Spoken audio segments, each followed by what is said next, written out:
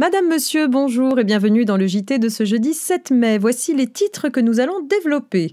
Dénigrement en l'absence de concurrence directe, Covid-19, défiscalisation des heures supplémentaires et exonération de l'habitation principale.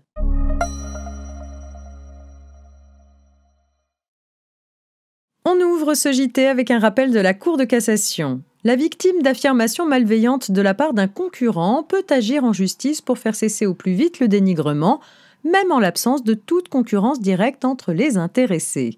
La Cour de cassation le rappelle dans un arrêt récent. Spécialisée dans la fabrication de plans de travail, une marbrerie fait réaliser des études sur un matériau pour s'assurer de son innocuité. Elle publie sur son site internet, sur les réseaux sociaux et dans la presse les résultats selon lesquels le matériau serait dangereux pour la santé des employés lors de sa fabrication et pour celle des consommateurs lors de son utilisation.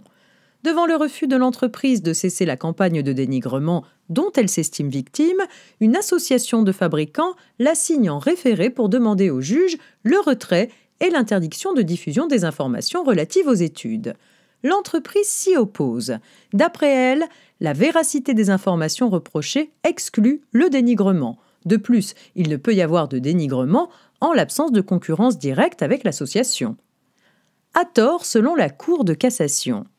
Elle rappelle la solution de principe selon laquelle, même en l'absence d'une situation de concurrence directe et effective entre les personnes concernées, la divulgation par l'une d'une information de nature à jeter le discrédit sur un produit commercialisé par l'autre constitue un acte de dénigrement. Or, selon les juges, l'information divulguée ne repose pas sur une base factuelle suffisante au regard de la gravité des allégations.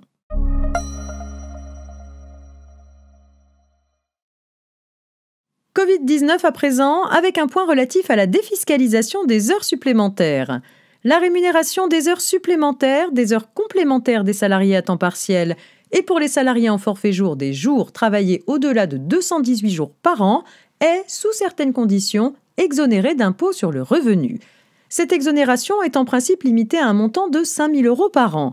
Mais la loi de finances rectificative du 25 avril 2020 a adapté ce plafond pour soutenir le pouvoir d'achat des salariés auxquels des heures supplémentaires ou complémentaires sont demandées pendant l'état d'urgence sanitaire.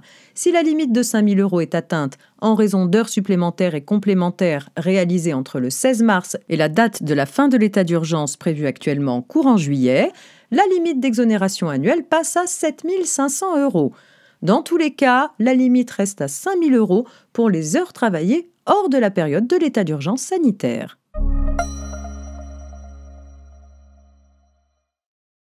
Et on termine avec la question de l'exonération de l'habitation principale.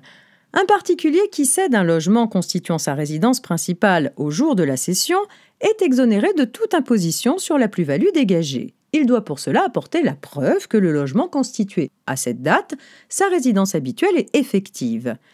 Tel n'est pas le cas d'une personne ayant cédé un appartement et qui, suite à un contrôle sur pièces, produit des factures d'électricité faisant état d'une consommation erratique durant la période concernée et se trouve dans l'impossibilité de présenter des factures d'eau ou tout autre élément relatif à un emménagement. Faute de pouvoir démontrer que le logement en cause était bien sa résidence habituelle et effective, l'exonération dont le contribuable a bénéficié peut donc légitimement être remise en cause. C'est déjà la fin de cette semaine de JT préparée par la rédaction de la Revue Fiduciaire. En effet, pas de JT demain, vendredi 8 mai, férié. Je vous souhaite à toutes et à tous un très bon week-end de 3 jours et on se retrouve dès lundi, bien sûr.